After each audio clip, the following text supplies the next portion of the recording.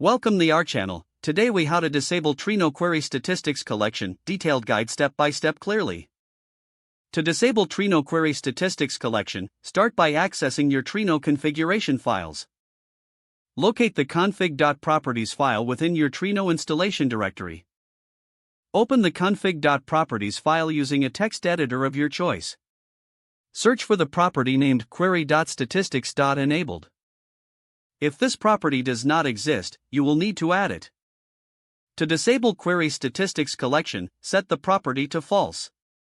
Your line should read, query.statistics.enabled equals false. Save your changes to the config.properties file. Next, restart your Trino server for the changes to take effect. Check the Trino logs to confirm that the statistics collection has been disabled. You can do this by executing a query and verifying that no statistics are recorded. If you need to enable it in the future, simply change the value back to true and restart the server again. This process will effectively help you manage query statistics collection in Trino. If the page does not load, refresh the browser or try again in a private or incognito window. Make sure you are using the correct email address, then retype it carefully to avoid small typos. If your password is not accepted, use the reset option and create a new strong password you can remember. Check your spam folder for verification or security emails, then complete any requested confirmation steps.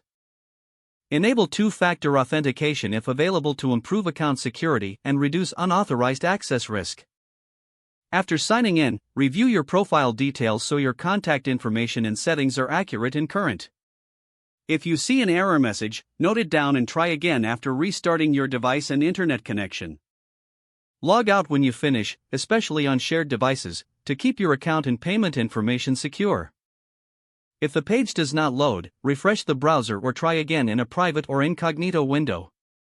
Make sure you are using. If your password is not accepted, use the reset option and create a new strong password you can remember. Check your spam folder for verification or security emails, then complete any requested confirmation steps. Enable two-factor authentication if available to improve account security and reduce unauthorized access risk. After signing in, review your profile details so your contact information and settings are accurate and current. If you see an error message, note it down and try again after restarting your device and internet connection. Don't forget to like this video and subscribe to our channel for more step-by-step tech guides.